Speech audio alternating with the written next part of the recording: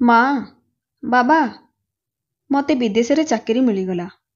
ଏବେ ତୁମେ ଦେଖିବ ମୁଁ ବିଦେଶ ଯାଇ କେତେ ଟଙ୍କା ରୋଜଗାର କରିବି। ମୋ ଜୀବନ ସେଟ୍ ହୋଇଯିବ। ଅତୁଲ ଏହି କଥା କହିବା ମାତ୍ରେ ଘର ଅଗଣାରେ ବସିଥିବା ଗଙ୍ଗାଦେବୀଙ୍କ ସାରା ଶରୀରରେ ଶିହରଣ ଖେଳିଗଲା। ଗିରିଧାରୀ ବାବୁ ଯିଏ ମୋବାଇଲରେ ଗୋଟିଏ ପ୍ରବଚନ ଶୁଣିବାରେ ବ୍ୟସ୍ତ ଥିଲେ, ଏହି କଥା ଶୁଣି ତନ ତନ ହୋଇ ପୁଅକୁ ଦେଖିବାକୁ ଲାଗିଲେ। କଣ କହୁଛୁ ପୁଅ? ବିଦେଶରେ ଚାକିରି? ଗଙ୍ଗାଦେବୀଙ୍କ ଗଳାରୁ ଏକ ନରମ ସ୍ୱର ବାହାରି ଆସିଲା। ତାଙ୍କ ମୁହଁରେ ଖୁସି ଏବଂ ଚିନ୍ତା ଉଭୟ ଭାବ ଥିଲା। ଅତୁଲ ପାଖକୁ ଆସି ତାଙ୍କ ମାଙ୍କ ହାତ ଧରି କହିଲା, ହଁ ମା, ଏଇ ଦେଖ, ଏଇଟା ହେଉଛି ମୋର ଅଫର ଲେଟର। ଆମେରିକାର ଏକ ବହୁରାଷ୍ଟ୍ରୀୟ କମ୍ପାନୀ, ଏଠାକାର ଦରମା ଅପେକ୍ଷା 4 ଗୁଣ ଅଧିକ ଦରମା। ସବୁଠାରୁ ଭଲ କଥା ହେଉଛି ଯେ ମୁଁ ଯେଉଁ କମ୍ପାନୀରେ ଚାକିରି ପାଇଛି, ଭାରତରେ ମଧ୍ୟ ତାର ଗୋଟିଏ ଶାଖା ଅଛି। ମୁଁ ସେଠାରେ 3-4 ବର୍ଷ ପାଇଁ କାମ କରିବି। ଏହି ସମୟରେ ମୁଁ ବହୁତ ଟଙ୍କା ସଞ୍ଚୟ କରିବି। ତାପରେ ମୁଁ ଏଠାକୁ ତୁମ ପାଖକୁ ଚାଲି ଆସିବି। ତୁମେମାନେ ଚିନ୍ତା କର ନାହିଁ। ଏହା ଶୁଣି ଗିରିଧାରୀ ବାବୁ ତାଙ୍କ ଚଷମା କାଢ଼ି ଟେବୁଲ ଉପରେ ରଖିଲେ ଓ କହିଲେ, ପୁଅ, ପଦୋନ୍ନତି କିଏ ଚାହୁଁନାହିଁ? ମୁଁ ତ ନିଜେ ଚାହୁଁଛି ଯେ ତୁ ବହୁତ ଉନ୍ନତି କର, କିନ୍ତୁ ଏତେ ଦୂର?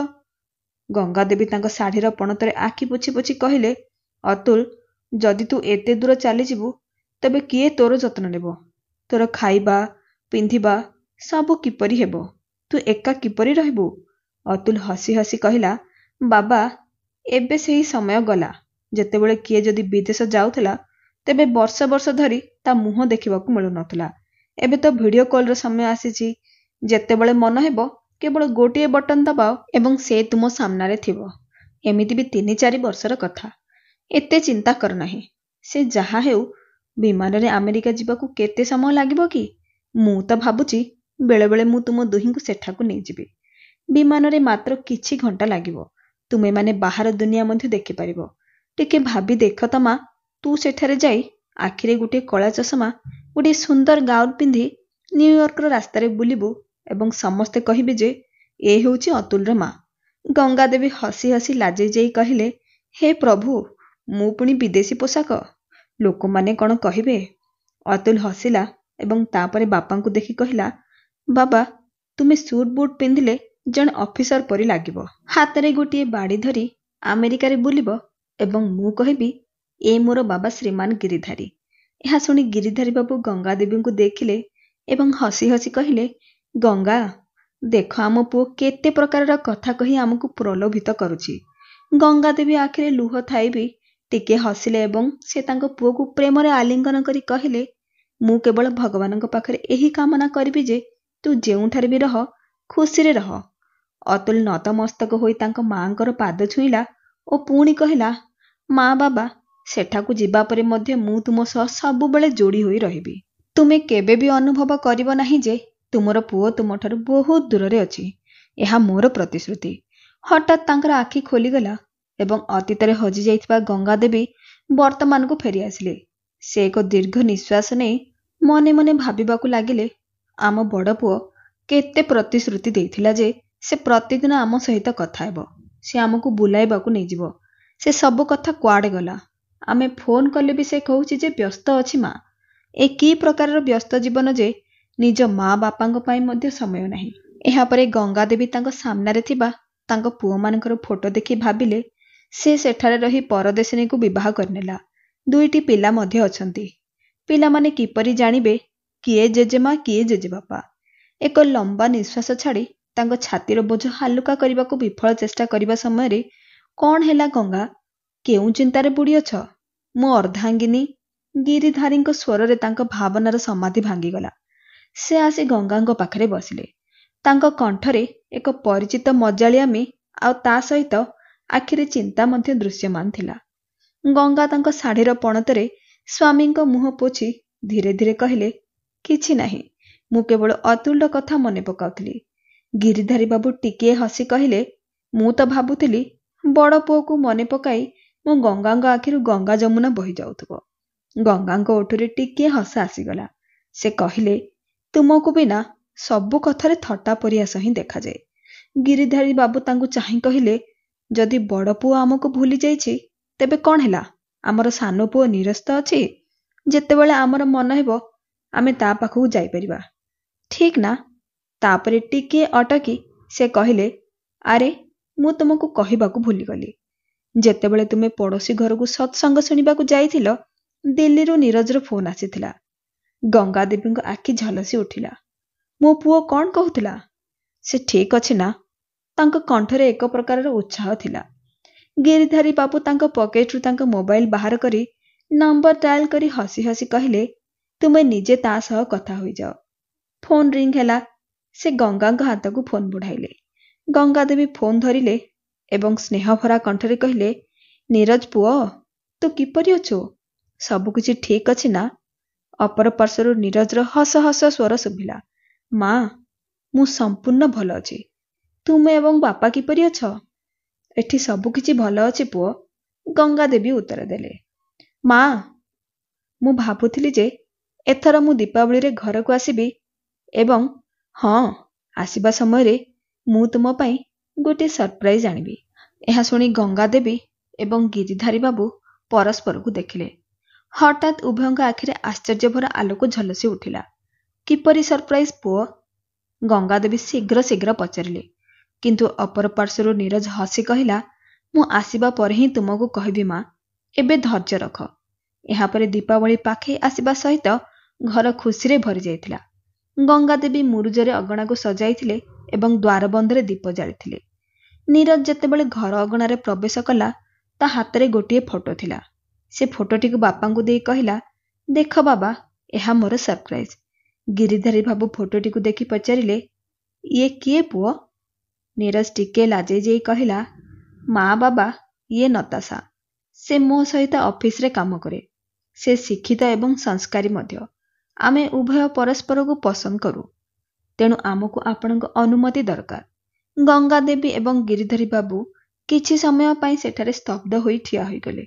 କିନ୍ତୁ ଫଟୋରେ ଝିଅର ସୁନ୍ଦର ମୁହଁ ଏବଂ ପୁଅର ଖୁସି ଦେଖି ଉଭୟଙ୍କ ହୃଦୟ ତରଳିଗଲା। ଗଙ୍ଗାଦେବୀ ପୁଅକୁ ସ୍ନେହଭରା କଣ୍ଠରେ କହିଲେ, ପୁଅ, ତୋର ଖୁସିରେ ଆମର ଖୁସି। ଗାଁର ଛୋଟ ସେହି ଅଗଣାଟି ପୁଣି ଖୁସିରେ ହସି ଉଠିଲା। ବଡ଼ ପୁଅର ବିବାହ ଦେଖିବାର ଆଶା ମନରେ ହିଁ ମନରେ ରହିଯାଇଥିଲା। ତାହା ଏବେ ସାନ ପୁଅର ବିବାହରେ ପୂରଣ ହୋଇଗଲା। ବିବାହ ବଡ଼ ଧୁମଧାମରେ ହୋଇଥିଲା। ନିରଜ ଏବଂ ନତାଶାଙ୍କ ବିବାହ ଦିଲ୍ଲୀରେ ହୋଇଥିଲା। ଏମିତି ଦିନଗୁଡ଼ିକ ପକ୍ଷୀ ପରି ଉଡ଼ିଗଲା। ନିରଜ ଏବଂ ନତାଶାଙ୍କ ବିବାହକୁ ପ୍ରାୟ 1.5 ବର୍ଷ ବିତିଗଲା। ଗୋଟିଏ ଦିନ ନିରଜ ଫୋନ୍ କରି କହିଲା, ମା ବାବା, ଗୋଟିଏ ଭଲ ଖବର ଅଛି। ନତାଶା ମା ହେବାକୁ ଯାଉଛି। ତୁମେ ଦୁହିଁଙ୍କୁ ଆମ ପାଖକୁ ଆସିବାକୁ ହବ। ଏହା ଶୁଣି ଗଙ୍ଗାଦେବୀଙ୍କ ଆଖିରେ ଆନନ୍ଦର ଲୁହ ଭରିଗଲା। ଏହି ବୟସରେ ନାତିକୁ କୋଳରେ ଖେଳାଇବା ଠାରୁ ବଡ଼ ଆନନ୍ଦ କ'ଣ ହୋଇପାରେ? ପ୍ରସବର କିଛି ଦିନ ପୂର୍ବରୁ ଦୁହେଁ ଦିଲ୍ଲୀ ପହଞ୍ଚିଲେ। ତାପରେ ସେହି ଦିନ ଆସିଗଲା ଯେତେବେଳେ ନତାଶା ଗୋଟିଏ ସୁନ୍ଦର ପୁଅକୁ ଜନ୍ମ ଦେଲା। ଗଙ୍ଗାଦେବୀ ନାତିକୁ କୋଳରେ ଧରି ସେହି ଛୋଟ ପିଲାଟି ଉପରେ ତାଙ୍କର ସମସ୍ତ ସ୍ନେହ ଢାଳିବାକୁ ଚାହୁଁଥିଲେ।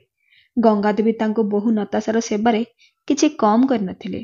ସକାଳେ ଉଠିବା ମାତ୍ରେ ବୋହୂକୁ ଉଷୁମ କ୍ଷୀର ଦେବା, ସବୁଜ ପାନମହୁରି ପାଣି ତିଆରି କରିବା, ସମସ୍ତଙ୍କ ପାଇଁ ପୁଷ୍ଟିକର ଖାଦ୍ୟ ପ୍ରସ୍ତୁତ କରିବା ଏବଂ ପ୍ରତିଦିନ ବାଦାମ ତେଲରେ ନାତିକୁ ମାଲିସ କରିବା, ଏସବୁ ତାଙ୍କ ଦୈନନ୍ଦିନ କାର୍ଯ୍ୟର ଏକ ଅଂଶ ଥିଲା। ଗିରିଧାରୀ ବାବୁ ତାଙ୍କ ନାତିକୁ ଦେଖି ନିଜ ବୟସରୁ 20 ବର୍ଷ ପଛକୁ ଗଲା ପରି ମନେ କରୁଥିଲେ। ତାକୁ କୋଳେଇ ଧରି ବଙ୍କା ହୋଇଥିବା ପିଠି ପୁଣି ସିଧା ହୋଇଗଲା। ନତାଶା ଶାଶୁଙ୍କ ସ୍ନେହ ଦେଖି ପ୍ରାୟତଃ ଗଙ୍ଗାଦେବୀଙ୍କ ହାତ ଧରି କହୁଥିଲେ, ମା, ଯଦି ଆପଣ ଏଠାରେ ନଥାନ୍ତେ ମୁଁ ଏସବୁ ଆଦୌ ସମ୍ଭାଳି ପାରିନଥାନ୍ତି। ଏହା ଶୁଣି ଗଙ୍ଗାଦେବୀ କେବଳ ହସି ଦିଅନ୍ତି। ତାଙ୍କ ପାଇଁ ସବୁଠାରୁ ବଡ଼ କଥା ଏଇଟା ଥିଲା ଯେ ବଡ଼ ପୁଅ ବହୁତ ଦୂରକୁ ଚାଲି ଯାଇଥିଲେ ମଧ୍ୟ ସାନ ପୁଅର ଘରେ ସବୁ ଖୁସି ପାଇଗଲେ। ସେମାନେ ସେଠାରେ ରହି ନିଜପଣ ପାଇଗଲେ, ଯାହା ସେମାନଙ୍କର ବାର୍ଦ୍ଧକ୍ୟ ଆରାମରେ ବିତାଇବା ପାଇଁ ଯଥେଷ୍ଟ ଥିଲା। ନାତି 6 ମାସର ହେବା ପରେ ଗଙ୍ଗାଦେବୀ ଏବଂ ଗିରିଧର ବାବୁ କିଛି ଦିନ ପାଇଁ ଗାଁକୁ ଯିବାକୁ ଚିନ୍ତା କରିଥିଲେ। ଯଦିଓ ସେମାନେ ନାତିକୁ ଛାଡ଼ି ଯିବାକୁ ଆଦୌ ଇଚ୍ଛା କରୁନଥିଲେ, କିନ୍ତୁ ସେମାନଙ୍କୁ ଗାଁର ଘରଦ୍ୱାର ମଧ୍ୟ ଦେଖିବାକୁ ପଡ଼ିବ। ତାକୁ 6 ମାସ ପୂରିବା ମାତ୍ରେ ଦୁହେଁ ଗାଁକୁ ଫେରିଗଲେ ଏବଂ ପୁଣି ସେମାନଙ୍କର ପୁରୁଣା ଦିନଚର୍ଯ୍ୟା ଆରମ୍ଭ କରିଲେ। ସେଠାରେ ଯେତେବେଳେ ସାହି ପଡ଼ିଶାରୁ କେହି ବି ସେମାନଙ୍କୁ ଭେଟିବାକୁ ଆସୁଥିଲେ, ଗଙ୍ଗାଦେବୀ କେବଳ ତାଙ୍କ ନାତି ବିଷୟରେ କଥା ହେଉଥିଲେ। ଅନ୍ୟପଟରେ ଏହି ସମୟରେ ଦିଲ୍ଲୀରେ ନତାଶା ଏକା ଏକା ପିଲାର ଯତ୍ନ ନେଇ ପୁରା ଦିନ ଥକି ଯାଉଥିଲା। ଆସିବାର ସପ୍ତାହଟେ ମଧ୍ୟ ହୋଇନାହିଁ, ନିରଜର ଫୋନ୍ ଆସିଗଲା। ମା ବାବା, ତୁମେମାନେ ଏଠାକୁ ଫେରିଆସ। ନତାଶାକୁ ପିଲାର ଯତ୍ନ ନେବା କଷ୍ଟ ହେଉଛି। ମୁଁ ତ କହୁଛି ଯେ ତୁମେ ଏବେ ଏଠାରେ ହିଁ ରୁହ। ଗିରିଧାରୀ ବାବୁ ଏକ ଦୀର୍ଘ ନିଶ୍ୱାସ ନେଲେ ଓ କହିଲେ, ପୁଅ, କିଛି ଦିନ ପାଇଁ ଠିକ୍ ଥିଲା, କିନ୍ତୁ ସବୁଦିନ ପାଇଁ? ମୋର ଅର୍ଥ ହେଉଛି, ସେଠାରେ କେବଳ 2 କୋଠରୀ ବିଶିଷ୍ଟ ଫ୍ଲାଟ୍ ଅଛି। ଯଦି ଆମେ ସେଠାରେ ରହିବୁ ତେବେ ତୁମ ଦୁହିଁଙ୍କର ଅସୁବିଧା ହେବ। ନୀରଜ ହସି ହସି କହିଲା, କ'ଣ ଅସୁବିଧା ହେବ ବାବା? ମୁଁ ଭାବୁଛି ଗାଁରେ ଥିବା ଘର ବିକ୍ରି କରିଦେବା। ଆମର ସେଠାରେ ଯେତେ ଛୋଟ ବଡ଼ ଜମି ଅଛି ତାକୁ ମଧ୍ୟ ବିକ୍ରି କରି ଚାଲ ଆମେ ଏଠାରେ ଦିଲ୍ଲୀରେ ଗୋଟିଏ ନୂଆ ବଡ଼ ଫ୍ଲାଟ୍ କିଣିବା। ତାପରେ ସମସ୍ତେ ଏକାଠି ରହିବା। ତେବେ କାହାରି କୌଣସି ଅସୁବିଧା ହେବ ନାହିଁ। ଗିରିଧାରୀ ବାବୁ ପୁଣି ଥରେ ଦୀର୍ଘ ନିଶ୍ୱାସ ନେଇ କହିଲେ, ମୁଁ ତତେ ପରେ ଫୋନ୍ କରି ଜଣାଇବି। ସେ ଫୋନ୍ଟିକୁ କାଟିଦେଲେ। ପ୍ରକୃତରେ ସେ ଗାଁ ଘର ବିକ୍ରୟ କରିବାକୁ ଚାହୁଁନଥିଲେ। ସେ ଏଥର ଚିନ୍ତାରେ ପଡ଼ିଗଲେ। ଗାଁ ଘର, ଅଗଣା, କ୍ଷେତ ଏବଂ ଖଳା ଇତ୍ୟାଦି ଛାଡ଼ିବା ତାଙ୍କ ପାଇଁ ସହଜ ନଥିଲା। କିନ୍ତୁ ଗଙ୍ଗାଦେବୀ ତାଙ୍କ ସାନ ପୁଅ ବୋହୂ ଏବଂ ନାତି ସହିତ ରହିବାକୁ ଚାହୁଁଥିଲେ। ସେ କହିଲେ, ମୁଁ କେବଳ ମୋ ନାତି ସହିତ ରହିବାକୁ ଚାହୁଁଛି। ପିଲାମାନେ ଯେତେବେଳେ ଡାକୁଛନ୍ତି ତେବେ କାହିଁକି ଆମେ ଯିବା ନାହିଁ? ଗିରିଧାରୀ ବାବୁ ତାଙ୍କୁ ଚାହିଁଲେ ଏବଂ ତାପରେ ହସି ହସି କହିଲେ, ଯେତେବେଳେ ତୁମେ ଏହା ଚାହୁଁଛ ମୁଁ ମଧ୍ୟ ଏହା ହିଁ ଚାହୁଁଛି ଗଙ୍ଗା। କିଛି ସମୟ ମଧ୍ୟରେ ଗାଁ ଘର ଏବଂ ଜମି ବିକ୍ରି ହୋଇଗଲା। ସେହି ଟଙ୍କାରେ ନୀରଜ ଦିଲ୍ଲୀରେ ଗୋଟିଏ ବଡ଼ ଫ୍ଲାଟ୍ କିଣିଲା, ଯେଉଁଠାରେ ଗଙ୍ଗାଦେବୀ ଏବଂ ଗିରିଧାରୀ ବାବୁ ସେମାନଙ୍କ ପୁଅ, ବୋହୂ ଏବଂ ନାତି ସହିତ ସବୁଦିନ ପାଇଁ ରହିବାକୁ ଆସିଗଲେ। କିଛି ମାସ ଛୁଟି ପରେ ନତାଶା ପୁଣି ତା ଚାକିରିରେ ଯୋଗ ଦେଇଥିଲା। ସହରର ଭିଡ଼ରେ ସେ ସକାଳେ ଶୀଘ୍ର ପ୍ରସ୍ତୁତ ହୋଇ ଅଫିସକୁ ଚାଲି ଯାଉଥିଲା ଏବଂ ନୀରଜ ମଧ୍ୟ ତା କାମରେ ବ୍ୟସ୍ତ ରହୁଥିଲା। ଗିରିଧାରୀ ବାବୁ ଏବଂ ଗଙ୍ଗାଦେବୀ ଖୁସିରେ ଘରର ସବୁ ଦାୟିତ୍ୱ ଗ୍ରହଣ କରିନେଲେ। ସକାଳୁ ସକାଳୁ ଗିରିଧାରୀ ବାବୁ ପାଖ ବଜାରରୁ ଫଳ, ପନିପରିବା, କ୍ଷୀର ଏବଂ କିରାଣା ସାମଗ୍ରୀ ଆଣୁଥିଲେ। ଗଙ୍ଗାଦେବୀ ଦିନସାରା ନାତି ସୋନୁର ଯତ୍ନ ନେଉଥିଲେ। ସେ ମାଲିସ କରୁଥିଲେ, ଗାଧୋଇ ଦେଉଥିଲେ, ଖୁଆଇ ଦେଉଥିଲେ ଏବଂ ତାପରେ ରୋଷେଇ ଘରର ସମସ୍ତ କାମ କରିବା ପରେ ପୋଷାକ ମଧ୍ୟ ସଫା କରୁଥିଲେ। ନତାଶା ସକାଳେ ଶୀଘ୍ର ଉଠି ତାର ଓ ନୀରଜର ଟିଫିନ୍ ପ୍ରସ୍ତୁତି କରୁଥିଲା ଏବଂ ଅନ୍ୟମାନଙ୍କ ପାଇଁ ଜଳଖିଆ ପ୍ରସ୍ତୁତ କରି ରଖିଦେଉଥିଲା। ଗଙ୍ଗାଦେବୀ ତାକୁ ସାହାଯ୍ୟ କରୁଥିଲେ। ନତାଶା ମଧ୍ୟ ତାଙ୍କର ପ୍ରଶଂସା କରିବାରେ କେବେ ଥକି ଯାଉନଥିଲା। ଯଦି ତୁମେ ଏଠାରେ ନଥାନ୍ତ ତେବେ ମୋର କ'ଣ ହୋଇଥାନ୍ତା? ସେ ହସି ଦେଉଥିଲେ। ପୁଅ ବୋହୂ କାମକୁ ଯିବା ପରେ ଗଙ୍ଗାଦେବୀ ଏବଂ ଗିରିଧାରୀ ବାବୁ ବସି ଚା ଏବଂ ପରଟାର ମଜା ନେଉଥିଲେ। କିନ୍ତୁ ଧୀରେ ଧୀରେ ପରିସ୍ଥିତି ବଦଳିବାକୁ ଲାଗିଲା। ନତାଶା ଅଫିସ ଯିବା ପାଇଁ ଶୀଘ୍ର ତାର ଡେରି ହେବାକୁ ଲାଗିଲା। ଦିନେ ସକାଳେ ସେ ଗଙ୍ଗାଦେବୀଙ୍କୁ କହିଲା, ମା, ଆଜି ତୁମେ ଜଳଖିଆ ପ୍ରସ୍ତୁତ କରିଦିଅ। ମୋର ଅଫିସ ପାଇଁ ଡେରି ହେଉଛି। ଗଙ୍ଗାଦେବୀ ହସି ହସି ରାଜି ହୋଇଗଲେ। ତାପରେ ଏହି ଆଜି ଧୀରେ ଧୀରେ ନୀତିଦିନିଆ କାର୍ଯ୍ୟ ହୋଇଗଲା। ନତାଶା ଏବେ ସକାଳର ସମସ୍ତ କାମ, ଜଳଖିଆ, ଟିଫିନ୍ ସବୁକିଛି ଗଙ୍ଗାଦେବୀଙ୍କ ଉପରେ ଛାଡ଼ିଦେଲା। ମା, ତୁମେ ଯାଦୁଗର ପରି ସବୁ କାମ ସାରି ଦେଉଛ। ସେ ହସି ହସି ଏହା କହି ତା ବ୍ୟାଗ୍ ଉଠାଇ ଅଫିସ ପାଇଁ ଚାଲି ଯାଉଥିଲା। ଦେଖୁ ଦେଖୁ 6 ବର୍ଷ ବିତିଗଲା। କିନ୍ତୁ ଆଜି ମଧ୍ୟ ଗଙ୍ଗାଦେବୀ ଘରର ସବୁ କାମ ସମ୍ଭାଳୁଥିଲେ। ସକାଳର ସବୁ କାମ, ସମସ୍ତଙ୍କ ପାଇଁ ଖାଦ୍ୟ ରାନ୍ଧିବାର ଦାୟିତ୍ୱ ସବୁକିଛି ତାଙ୍କ ବୃଦ୍ଧ କାନ୍ଧ ଉପରେ ଥିଲା। ଆଜି ସକାଳେ ଆଖି ଖୋଲିବା ପରେ ଯେତେବେଳେ ସେ ସମୟ ଦେଖିଲେ 6ଟା ବାଜି ସାରିଥିଲା। ଗଙ୍ଗାଦେବୀ କିଛି କ୍ଷଣ ପାଇଁ ତାଙ୍କ ମୁଣ୍ଡକୁ ଧରିଲେ। ହେ ଭଗବାନ, ଆଜି ମୋର ପୁଣି ଡେରି ହୋଇଗଲା। ସେ ଶୀଘ୍ର ଶୀଘ୍ର ରୋଷେଇ ଘର ଆଡ଼କୁ ଦୌଡ଼ିଲେ। ସେତେବେଳେ ଗିରିଧାରୀ ବାବୁ ତାଙ୍କ ପ୍ରାତଃ ଭ୍ରମଣ ପରେ ଫେରି ଆସିଥିଲେ। ଗଙ୍ଗାଦେବୀଙ୍କୁ କହିଲେ, ଓହୋ, ତୁମେ ଏପରି କାହିଁକି ଦୌଡ଼ୁଛ? ଗଙ୍ଗାଦେବୀ କହିଲେ, ସୋନୁର ସ୍କୁଲ ବସ୍ ଆସିଯିବ।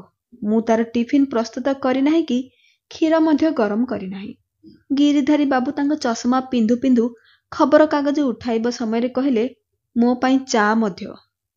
ତାପରେ ଗଙ୍ଗାଦେବୀ ଚିଡ଼ଚିଡ଼ା ହୋଇ କହିଲେ, ପ୍ରଥମେ ସୋନୁର ଟିଫିନ୍ ଦେଖେ, ତାପରେ ତୁମର ଚା ତିଆରି କରିବି। ଏହା କହି ସେ ଶୀଘ୍ର ରୋଷେଇ ଘରକୁ ଗଲେ ଏବଂ ରୋଷେଇ ଆରମ୍ଭ କଲେ। ସେ ଗୋଟିଏ ପାର୍ଶ୍ୱରେ ଜଳଖିଆ ବନାଉଥିଲେ ଏବଂ ଅନ୍ୟ ପାର୍ଶ୍ୱରେ କ୍ଷୀର ଗରମ କରି ତାକୁ ପାଖରେ ରଖିଲେ। ସେହି ସମୟରେ ସୋନୁର ଟିଫିନ୍ ବାକ୍ସ ମଧ୍ୟ ପ୍ରସ୍ତୁତ ହୋଇଗଲା। ଗିରିଧାରୀ ବାବୁ ଚେୟାରରେ ବସି ଖବରକାଗଜରେ ଖବର ପଢ଼ୁଥିଲେ ଏବଂ ଚା ପାଇଁ ଅପେକ୍ଷା କରିଥିଲେ। ସୋନୁର କାମ ସରିବା ପରେ ଗଙ୍ଗାଦେବୀ ଚା ବସାଇବା ବେଳେ ବାହାରୁ ତାଙ୍କ ନାତି ସୋନୁର ସ୍ୱର ଆସିଲା, ଜେଜେମା, ତୁମେ ମୋ ପାଣି ବୋତଲ ଦେଇନାହଁ। ଆଉ ମୋର ବସ୍ ମଧ୍ୟ ଆସିଗଲା। ଶୀଘ୍ର ପାଣି ବୋତଲ ଦିଅ। ଗଙ୍ଗାଦେବୀ ଶୀଘ୍ର ବୋତଲରେ ପାଣି ଭର୍ତ୍ତି କରିବାକୁ ଲାଗିଲେ। ଠିକ୍ ସେତିକି ବେଳେ ବାହାରୁ ବୋହୂର ସ୍ୱର ତୀର ପରି ଶୁଭିଲା, ମା, ଏ କ'ଣ? ସୋନୁର ବସ୍ର ହର୍ଣ୍ଣ ବାଜୁଛି ଏବଂ ତୁମେ ତାକୁ ଏପର୍ଯ୍ୟନ୍ତ ବୋତଲଟି ମଧ୍ୟ ଦେଇନାହଁ। ମୁଁ ତୁମକୁ କେତେଥର କହିଛି ଯେ ସକାଳେ ସମସ୍ତଙ୍କୁ ଶୀଘ୍ର ଯିବାକୁ ପଡ଼ୁଛି, ତେଣୁ ଶୀଘ୍ର ଶୀଘ୍ର ହାତ ଲଗାଅ, କିନ୍ତୁ ନା, ତୁମ ହାତରେ କୌଣସି କାମ ହୁଏ ନାହିଁ। ପ୍ରତିଦିନ ତୁମ ଯୋଗୁଁ ଡେରି ହୁଏ। ଗଙ୍ଗାଦେବୀ କହିଲେ, ଆଜି ଟିକେ ଉଠୁ ଉଠୁ ଡେରି ହୋଇଗଲା। କିନ୍ତୁ ତାପରେ ନତାଶା ରାଗି ଚିତ୍କାର କଲା, କ'ଣ ନୂଆ କଥା ହେଲା ମା? ପ୍ରତିଦିନ ତୁମେ ସେହି ସମାନ ବାହାନା କରୁଛ। ନୀରଜ ସାମ୍ନାରେ ଠିଆ ହୋଇଥିଲା, କିନ୍ତୁ ସାହସ ଅଛି ଯେ ସେ ତା ସ୍ତ୍ରୀକୁ କହିବ ଯେ ତା ମା ଉପରେ ପାଟି କରିବା ପରିବର୍ତ୍ତେ ସେ ନିଜେ ଏହି ସବୁ କାମ କରିବା ଉଚିତ। ଗଙ୍ଗାଦେବୀ ନୀରଜ ଏବଂ ନତାଶାର ଟିଫିନ୍ ପ୍ୟାକ୍ କରି ଡାଇନିଂ ଟେବୁଲରେ ରଖି ଗିରିଧାରୀ ବାବୁଙ୍କ ଚା ଧରି ନିଜ ରୁମ୍କୁ ଆସିଲେ। ତାଙ୍କୁ ଦେଖି ଗିରିଧାରୀ ବାବୁ କହିଲେ, ଗଙ୍ଗା, ତୁମ ଚା କାହିଁ? ଗଙ୍ଗାଙ୍କ ମନ ବହୁତ ଦୁଃଖିତ ଥିଲା। ସେ କିଛି କହିଲେ ନାହିଁ, କିନ୍ତୁ ତାଙ୍କ ଆଖିର କଥା ଗିରିଧାରୀଙ୍କ ଠାରୁ ଲୁଚି ରହିଲା ନାହିଁ। ସେ ଧ୍ୟାନର ସହିତ ଚାହିଁଲେ ଓ ପଚାରିଲେ, କ'ଣ ହେଲା ଗଙ୍ଗା? ପୁଣି କେହି ତୁମକୁ କିଛି କହିଲା? ଗଙ୍ଗାଦେବୀ ତାଙ୍କ ଆଖି ପୋଛି କିଛି ନ ହେବାର ଅଭିନୟ କରି ଧୀରେ ଧୀରେ କହିଲେ, କିଛି ନାହିଁ, କେବଳ ବୋହୂ କହୁଥିଲା ଯେ ବହୁତ ଡେରି ହୋଇଯାଉଛି। ସେ ତ ଠିକ୍ କହୁଛି, ମୁଁ ଏବେ ଆଉ ଶୀଘ୍ର କାମ କରିପାରୁନାହିଁ। ଗିରିଧାରୀ ବାବୁଙ୍କ ଆଖିରେ କ୍ରୋଧ ଏବଂ ଦୁଃଖ ଏକାଠି ଦେଖାଗଲା। ସେ ତାଙ୍କ ହାତ ବଢ଼ାଇ ଗଙ୍ଗାଙ୍କ କାନ୍ଧକୁ ଥାପୁଡ଼ାଇ କହିଲେ, ନୀରଜ କିଛି ଶୁଣିନାହିଁ କି? ସେ କ'ଣ କହିପାରିବ ନାହିଁ ଯେ ବୋହୂ ତୁମକୁ କାମରେ କିଛି ସାହାଯ୍ୟ କରିବ? ଏହି ସମୟରେ ସେ ସବୁ କିଛି ତୁମ ଉପରେ ଛାଡ଼ି ଦେଇଛି। ଗଙ୍ଗାଦେବୀ ଏକ ମୃଦୁ ହସରେ କହିଲେ, ଛାଡ଼, କିଏ କାହାକୁ ବୁଝାଇବ? ପୁଅ ବୋହୂ ତ ନିଜର। ଯଦି ମୁଁ କିଛି କଥା ଶୁଣିନିଏ, ଅସୁବିଧା କ'ଣ? ତେବେ ଗିରିଧାରୀ ବାବୁ କିଛି ମୁହୂର୍ତ୍ତ ପାଇଁ ଚୁପ୍ ରହି କହିଲେ, ଗଙ୍ଗା, ତୁମେ ମଧ୍ୟ ଜଣେ ମଣିଷ। ଏହି ବୟସରେ ତୁମେ ସାରା ଦିନ ପୁରା ଘରର କାମ କରୁଛ। ରୋଷେଇ କାମ ଏବଂ ଅନ୍ୟାନ୍ୟ ଘର କାମ କରି ତୁମେ ମଧ୍ୟ ଥକି ଯାଉଛ। ଅତି କମରେ ତୁମକୁ ସମ୍ମାନ ତ ମିଳିବା ଉଚିତ। ଏହା କ'ଣ ବାପା ମାଙ୍କ ସହ କଥା ହେବାର ନିୟମ? ମୁଁ ଏବେ ସେମାନଙ୍କ ସହିତ କଥା ହେଉଛି। ଗଙ୍ଗାଦେବୀ ତାଙ୍କ ହାତ ଧରି କହିଲେ, ଚୁପ୍ ରୁହ। ଯଦି ତୁମେ କିଛି କୁହ ତେବେ କଥାଟା ଆହୁରି ବଢ଼ିଯିବ। ମୁଁ ଆଜି ପର୍ଯ୍ୟନ୍ତ ଯେମିତି ସବୁକିଛି ଚଳେଇ ନେଇଛି, ସେହିପରି ଆଗକୁ ମଧ୍ୟ ସବୁକିଛି ଚଳେଇ ନେବି। ଗିରିଧାରୀ ବାବୁଙ୍କ ଆଖିରେ ଲୁହ ଆସିଗଲା। ସେ ଗଙ୍ଗାଙ୍କ ଅନୁରୋଧରେ ଚୁପ୍ ରହିଲେ। ଚା ଏବଂ ଜଳଖିଆ ଖାଇସାରିବା ପରେ କହିଲେ, ମୁଁ କିଛି ସମୟ ପାଇଁ ବାହାରକୁ ଯାଉଛି। ମୋର ମୋବାଇଲ ରିଚାର୍ଜ ସରିଯାଇଛି। ମୋବାଇଲ ରିଚାର୍ଜ କରିବି ଏବଂ ପନିପରିବା ମଧ୍ୟ ନେଇ ଆସିବି। ସେ କିଛି ଟଙ୍କା ଉଠାଇ ଘରୁ ବାହାରିଗଲେ। ଗଙ୍ଗା ପୁଣି ଘର ସଜାଡ଼ିବା ଆରମ୍ଭ କଲେ। ସୋନୁର ବହି ଖାତା ରଖିବା, ବାସନକୁସନ ଧୋଇବା ଏବଂ ପୋଷାକ ସଜାଡ଼ିବା ଇତ୍ୟାଦି। ତାଙ୍କ ଶରୀର କ୍ଳାନ୍ତ ହୋଇସାରିଥିଲା, କିନ୍ତୁ ସେ ଚୁପଚାପ କାମ କରୁଥିଲେ। ଅପରାହ୍ନ ସୁଦ୍ଧା ଗିରିଧାରୀ ବାବୁ ଫେରି ଆସିଲେ, କିନ୍ତୁ ତାଙ୍କ ମୁହଁରେ ଦୁଃଖ ଥିଲା। ଗଙ୍ଗା ତାଙ୍କୁ ଧ୍ୟାନର ସହିତ ଚାହିଁ ପଚାରିଲେ, କ'ଣ ହେଲା? ତୁମେ କାହିଁକି ଏତେ ଦୁଃଖିତ ଦେଖାଯାଉଛ? ଗିରିଧାରୀ ବାବୁ ଦୀର୍ଘ ନିଶ୍ୱାସ ନେଇ କହିଲେ, ଗଙ୍ଗା, ମୁଁ ଗାଁରେ ଥିବା ମୋର ବନ୍ଧୁ ଚରଣ ଦାସଙ୍କୁ ଫୋନ୍ କରିଥିଲି। ଏହା ଶୁଣି ମୋର ମନ ବହୁତ ଦୁଃଖିତ ଯେ ତାଙ୍କ ସ୍ତ୍ରୀ, ତୁମର ବନ୍ଧୁ ସୁମିତ୍ରା, ଗୋଟିଏ ସପ୍ତାହ ପୂର୍ବରୁ ମୃତ୍ୟୁବରଣ କରିଗଲେ ଏବଂ ଆମେ ଜାଣିପାରିଲେ ନାହିଁ। ଗଙ୍ଗାଙ୍କ ମୁହଁ ଫିକା ପଡ଼ିଗଲା। ହେ ଭଗବାନ! ସୁମିତ୍ରା! ତାଙ୍କ ଆଖିରୁ ଲୁହ ବୋହିଗଲା।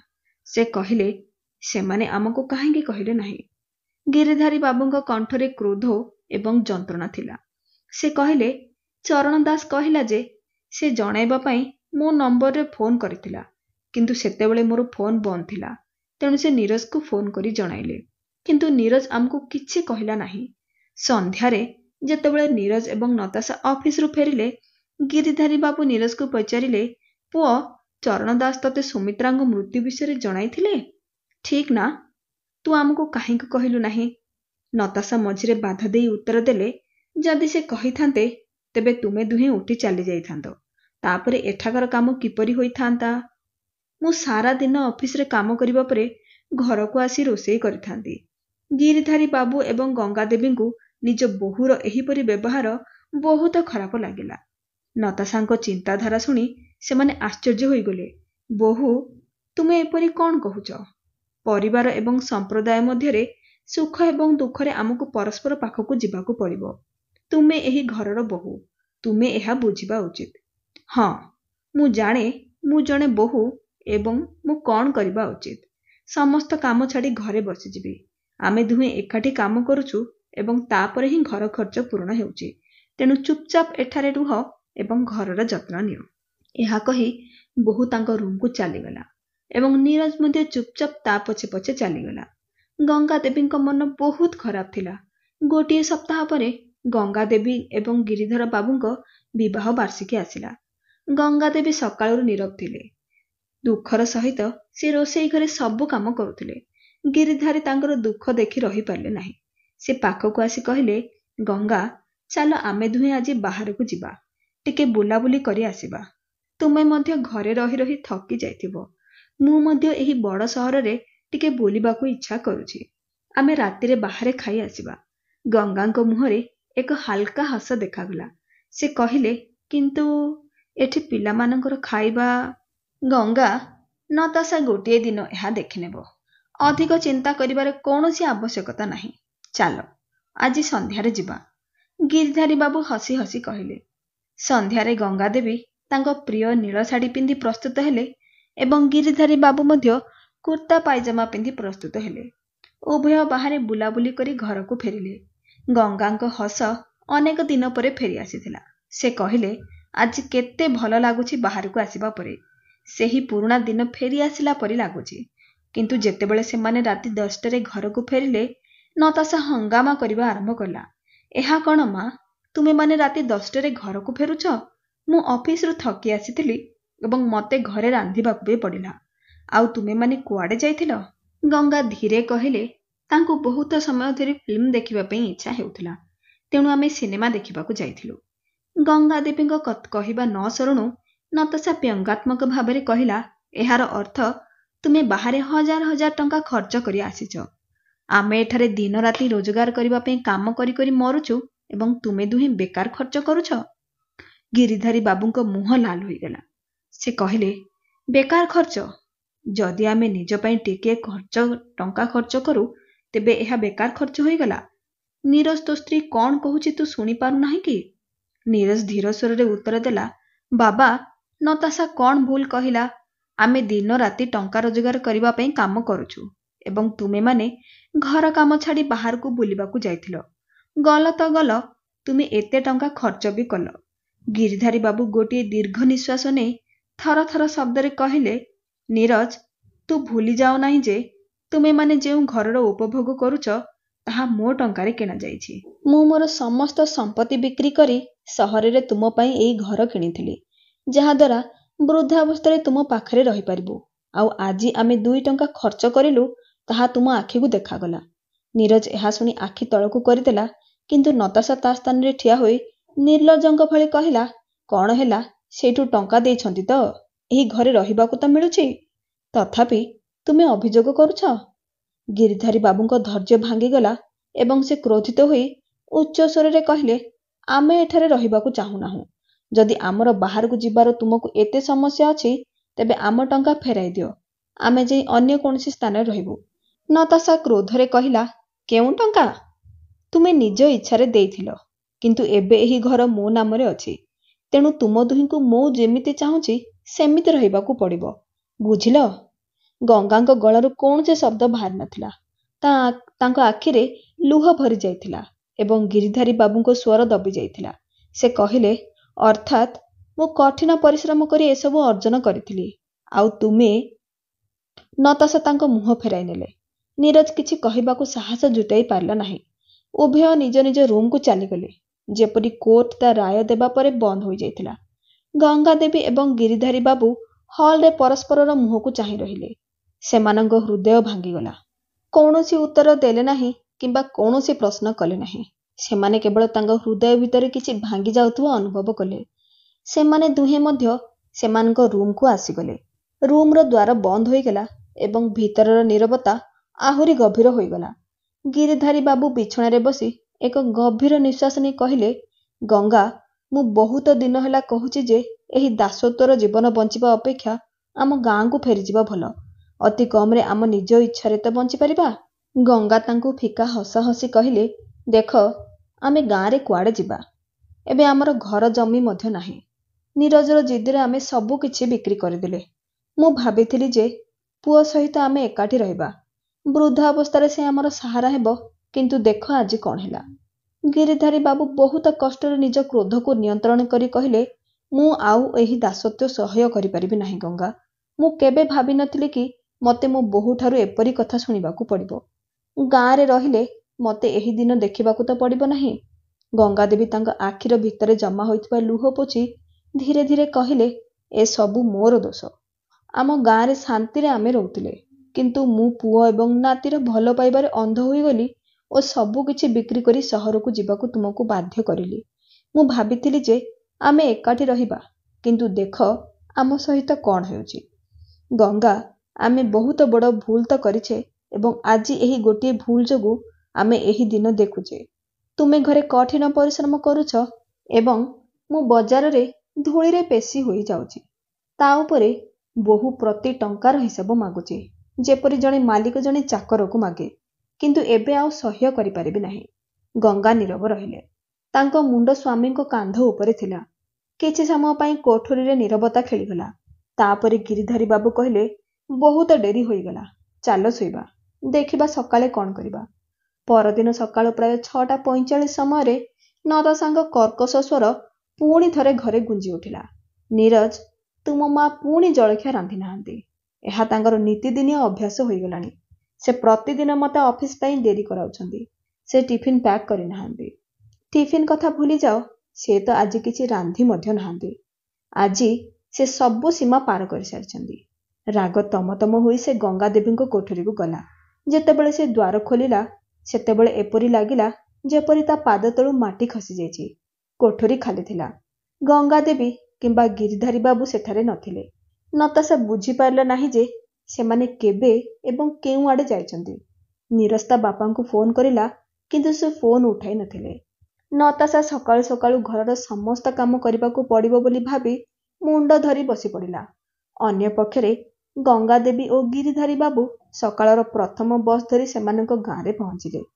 ସେହି ଗାଁ ଯେଉଁଠି ସୂର୍ଯ୍ୟଙ୍କ ସିଧା କିରଣ ମାଟି ଉପରେ ପଡ଼ୁଥିଲା, ଯାହାକୁ ଛାଡ଼ିବାର ଯନ୍ତ୍ରଣା ଏବେ ବି ସେମାନଙ୍କ ହୃଦୟରେ ଲୁଚି ରହିଥିଲା। ସେ ସିଧା ତାଙ୍କ ପୁରୁଣା ବନ୍ଧୁ ଚରଣ ଦାସଙ୍କ ଘରକୁ ଗଲେ, ଯାହାଙ୍କ ସ୍ତ୍ରୀ ସାବିତ୍ରୀ ନିକଟରେ ମୃତ୍ୟୁବରଣ କରିଥିଲେ। ସେ ତାଙ୍କ ବନ୍ଧୁଙ୍କୁ ଭେଟି ତାଙ୍କ ସ୍ତ୍ରୀଙ୍କ ମୃତ୍ୟୁର ସମବେଦନା ଜଣାଇଲେ। ଚରଣ ଦାସଙ୍କ ବୋହୂ ଚା ଏବଂ ପାଣି ଆଣିଦେଲା।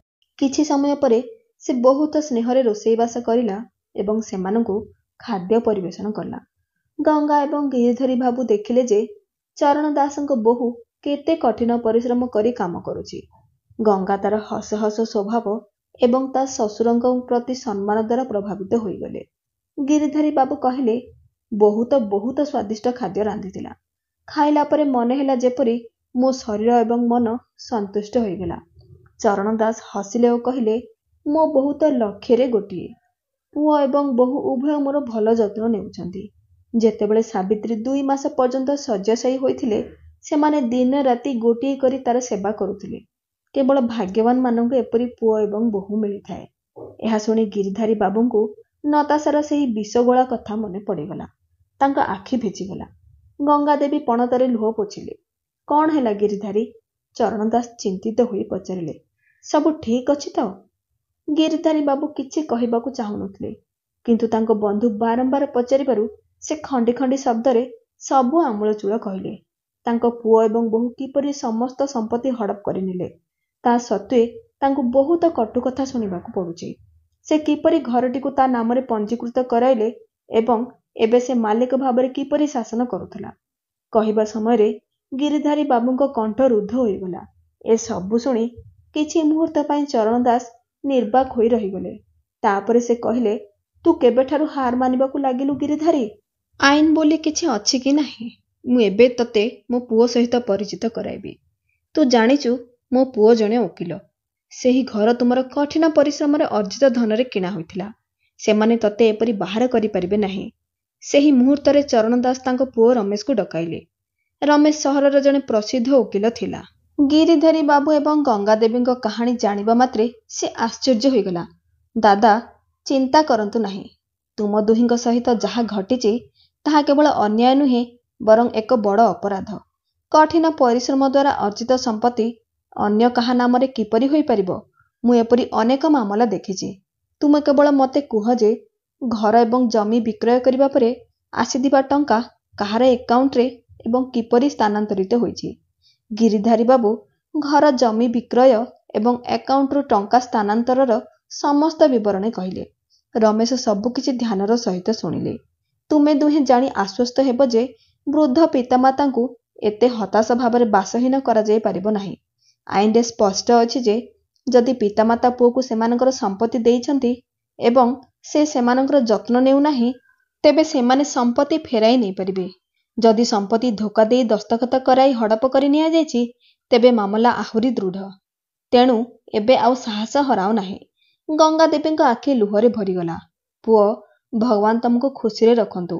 କେବଳ ନ୍ୟାୟ ଦେଇଦିଅ। ଆମକୁ ଏହା ବ୍ୟତୀତ ଆଉ କିଛି ଆବଶ୍ୟକ ନାହିଁ। ପରଦିନ ଗିରିଧାରୀ ବାବୁ ଏବଂ ଗଙ୍ଗାଦେବୀ ସହରକୁ ଫେରି ଆସିଲେ। ରବିବାର ଥିଲା। ଘରର ଦ୍ୱାର ଖୋଲିବା ମାତ୍ରେ ଭିତରୁ ନତାଶାଙ୍କ କଠୋର ସ୍ୱର ଆସିଲା। ତୁମେମାନେ କେଉଁଠି ଥିଲ? ମୋତେ ନ କହି କୁଆଡ଼େ ଚାଲିଗଲ? ଗତକାଲିଠାରୁ ମୋର ଅବସ୍ଥା ଖରାପ ହୋଇଗଲାଣି। ମୋତେ ନ କହି କୁଆଡ଼େ ଯାଇଥିଲ? ତୁମର ପାଖରେ କ'ଣ କୌଣସି ଉତ୍ତର ଅଛି? ଗିରିଧାରୀ ବାବୁ ଥରେ ବି ଉପରକୁ ଚାହିଁଲେ ନାହିଁ। ନୀରଜ ମଧ୍ୟ ଭିତରୁ ବାହାରକୁ ଆସିଲା। ସେ କ୍ରୋଧରେ ଲାଲ ହୋଇଗଲା। ବାପା, ମୁଁ ତୁମକୁ କେତେଥର କହିସାରିଛି ଯେ ଯଦି ତୁମେ ଏହି ଘରେ ରହିବାକୁ ଚାହୁଁଛ, ତେବେ ଆମ ହିସାବରେ ରହିବାକୁ ପଡ଼ିବ। ଏହା ଧର୍ମଶାଳା ନୁହେଁ, ଆମ ଘର। ତୁମେ ଯେତେବେଳେ ଇଚ୍ଛା ଚାଲିଯିବ, ଯେତେବେଳେ ଇଚ୍ଛା ଫେରିଆସିବ, ଏପରି ଚଳିବ ନାହିଁ। ଆମେ ଏଠାରେ ତୁମର ଚାକର ନୁହଁ। ଗଙ୍ଗାଦେବୀ କ୍ରୋଧଭରା ଆଖିରେ ତାଙ୍କ ପୁଅକୁ ଚାହିଁ ରହିଗଲେ। ତାଙ୍କ ମନରେ କହିବାକୁ ବହୁତ କିଛି ଥିଲା, କିନ୍ତୁ ଶବ୍ଦଗୁଡ଼ିକ ସେହିଠାରେ ମରିଗଲା। ଗିରିଧାରୀ ବାବୁ ଗୋଟିଏ ଦୀର୍ଘ ନିଶ୍ୱାସ ନେଲେ। କିଛି ନ କହି ସେ ନିଜ ରୁମ୍ ଭିତରକୁ ଗଲେ। ଦୁଇଟି ବ୍ୟାଗ୍ ବାହାର କଲେ ଏବଂ ଚୁପଚାପ ତାଙ୍କର ସମସ୍ତ ପୋଷାକ ଏବଂ ଗୁରୁତ୍ୱପୂର୍ଣ୍ଣ ଜିନିଷପତ୍ର ପ୍ୟାକ୍ କଲେ। ଘରୁ ବାହାରିବା ସମୟରେ ଦୁହେଁ ଥରେ ମଧ୍ୟ ପଛକୁ ଚାହିଁଲେ ନାହିଁ। ନୀରଜ ଏବଂ ନତାଶା ଚିତ୍କାର କରି ଚାଲିଲେ। ଶୁଣ, ତୁମେମାନେ କୁଆଡ଼େ ଯାଉଛ? ତୁମେ ଏପରି କିପରି ଚାଲି ଯାଇପାରିବ? କିନ୍ତୁ ବର୍ତ୍ତମାନ ସେହି ପ୍ରଶ୍ନଗୁଡ଼ିକ କାନ୍ଥରେ ବାଜି ଫେରିଗଲା। ଗିରିଧାରୀ ବାବୁ ଏବଂ ଗଙ୍ଗାଦେବୀ ଘରର ଦ୍ୱାର ପାର ହୋଇ ଚାଲିଗଲେ। ସନ୍ଧ୍ୟା ସୁଦ୍ଧା ନୀରଜ ଏବଂ ନତାଶା ନିଜ ନିଜ ଚିନ୍ତା ମଧ୍ୟରେ ବୁଡ଼ି ବସିଥିଲେ। ସେତେବେଳେ ମୋବାଇଲ ବାଜିଲା। ସ୍କ୍ରିନ୍ ଉପରେ ଗୋଟିଏ ଅଜଣା ନମ୍ବର ଥିଲା। ନୀରଜ କଲ୍ ରିସିଭ୍ କଲା। ଅନ୍ୟ ପାର୍ଶ୍ୱରୁ ଗୋଟିଏ ସ୍ୱର ଆସିଲା, ମିଷ୍ଟର ନୀରଜ, ମୁଁ ସ୍ଥାନୀୟ ପୋଲିସ ଷ୍ଟେସନରୁ ଫୋନ୍ କରିଛି। ଆପଣ ଓ ଆପଣଙ୍କ ସ୍ତ୍ରୀଙ୍କ ନାମରେ ଧୋକାଧାରୀର କେସ୍ ଫାଇଲ୍ ହୋଇଛି। କାଲି ସକାଳ 11ଟା ସୁଦ୍ଧା ପୋଲିସ ଥାନା ଆସି ପହଞ୍ଚନ୍ତୁ, ନହେଲେ ନିଜେ ଯାଇ ଆପଣଙ୍କୁ ନେଇ ଆସିବୁ। ଏହି କଥା ଶୁଣିବା ପରେ ନୀରଜର ପାଦ ତଳୁ ମାଟି ଖସିଗଲା। ତାକୁ ଦେଖି ନତାଶା ମଧ୍ୟ ଡରିଗଲା ଓ ପଚାରିଲା, କ'ଣ ହେଲା? ନୀରଜର ପାଟି ବାତୁଳ ହୋଇଗଲା। ସେ କହିଲା, ସେମାନେ ପୋଲିସରେ କେସ୍ କରିଛନ୍ତି। ସେ ସେହି ମୁହୂର୍ତ୍ତରେ ନିଜ ସାଙ୍ଗ ସହ କଥା ହୋଇ ସହରର ଜଣେ ସୁନାମଧନ୍ୟ ଓକିଲ ପାଖକୁ ଗଲା। ଓକିଲଙ୍କ ସମ୍ମୁଖରେ ସମସ୍ତ କଥା, ଯେମିତି କିପରି ଘର ଓ ଜମି ବିକ୍ରି କରାଗଲା, ଦସ୍ତଖତ ନିଆଗଲା, ଟଙ୍କା ଟ୍ରାନ୍ସଫର କରାଗଲା, ନୂଆ ଘର କିଣାଗଲା, ଏହି ସମସ୍ତ କଥା ସେ ଓକିଲଙ୍କୁ ଗୋଟି ଗୋଟି କହିଲା। ଓକିଲ ବାବୁ ସବୁ କଥା ଶୁଣି ଫାଇଲ୍ ବନ୍ଦ କରିଲେ, ଚେୟାର ପଛକୁ ନେଲେ ଓ ତୀର ମାରିବା ପରି କଥା କହିଲେ, ଏଟା ତ ସିଧା ସିଧା ଧୋକାଦାରୀର କେସ୍। ଆପଣଙ୍କ ପିତା ଯେତେବେଳେ ନିଶ୍ଚିତ କରିନେଇଛନ୍ତି, ତେବେ ଆପଣ ଚାହିଁଲେ ବି ବଞ୍ଚିପାରିବେ ନାହିଁ। ସବୁ ପ୍ରମାଣ ଆପଣଙ୍କ ବିରୁଦ୍ଧରେ ଅଛି। ପୋଲିସ ଆପଣଙ୍କୁ ଘୋଷାଡ଼ି ନେଇଯିବ।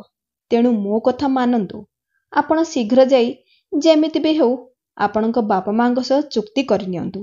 ସେମାନଙ୍କୁ ସେମାନଙ୍କ ପ୍ରାପ୍ୟ ଫେରାଇ ଦିଅନ୍ତୁ। ନହେଲେ ଏହି କେସ୍ ଆପଣ ଓ ଆପଣଙ୍କ ପରିବାରର ଜୀବନ ନଷ୍ଟ କରିଦେବ। ସେମାନଙ୍କ ଅଧିକାର ସେମାନଙ୍କୁ ଫେରାଇ ଦିଅନ୍ତୁ, ନହେଲେ ଜେଲର ଦଣ୍ଡ ଭୋଗିବା ପାଇଁ ପ୍ରସ୍ତୁତ ହୋଇଯାଆନ୍ତୁ। ଏହି କଥା ଶୁଣି ନୀରଜ ଓ ନତାଶା ଦୁହେଁ ଡରିଗଲେ। ସେମାନେ ଯେପରି ଭାବୁଥିଲେ ଯେ ବାପା ମା ତ ବୁଢ଼ା ହୋଇଗଲେଣି, କିଛି କରିପାରିବେ ନାହିଁ।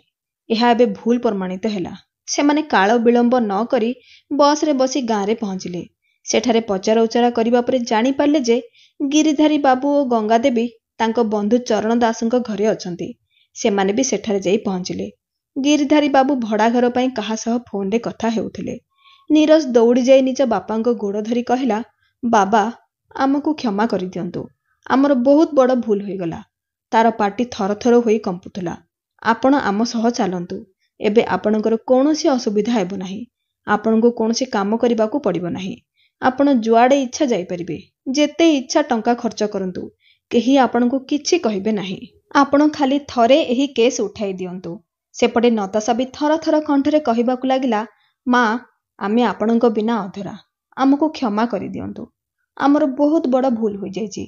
मु कथा देउछि आउ आपणक सह कौनसी प्रकार खराब व्यवहार करिबि नाही। आपण आम सांगरे चलंतु। सेही घरकू ओ आमको आपणकर आवश्यकता अछि। माँ प्लीज।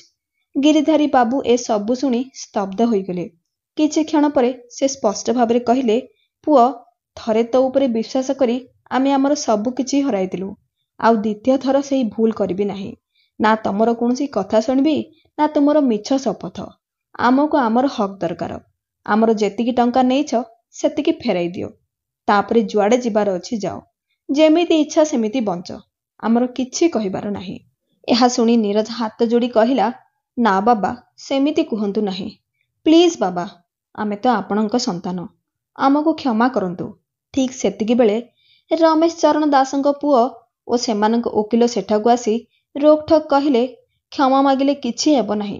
तुमे माने तो निज बापा मांक सह धोखा करिछ। मो पाखरे एमिति एमिति प्रमाण अछि जहा तुमर गला धरी थानारे पुराइबो। तेणु जेतिकी टंका नेइथिलो सेतिकी फेराई दियो, नहेले जेल रे बसी दिन गणिबो। ए सबु शुणी नीरज मुंडपोती नम्र स्वरे कहिला, हेले मु एते टंका कोठु आनिबी? बाबा तुमे तो मो उपरे दया कर। एहा परे रमेश कहिला, सेटा तुमर मुंड व्यथा। तुमे कौन करिबो भाब? टंका नथिले घर बिक्री कर, गाड़ी बिक्री कर, नहेले केउठारु उधार आण। तुम भाग्य भल जे तुम बाबा कौनसी सुध मागि नाहांती, नहेले एते टंका होइथांता जे तुमे देई पारि नथांतो। तेणु टंका फेराई दियो बा जेल को जाओ।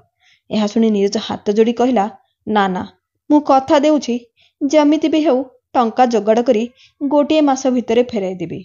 आपण खाली एही केस उठाई दियंतु। गिरिधारी बाबू ओ गंगा देवींक आखिरे लुह आसीगला। सेतेबेले रमेश कहिला, कथारे नुह तुमको एसबु लिखित आकार देबाकू पड़िबो। एहा शुणी नीरज गोटिए धड़ा कागज लेखिला, मु नीरज लिखित आकार स्पष्टीकरण देउछि जे गोटिए मास मध्यरे बाबांक ठारू नेइतिबा 80 लाख टंका फेराई देबी, नहेले कानून हिसाब रे दंड भोग करिबा पई सज्ज होई रहिबी।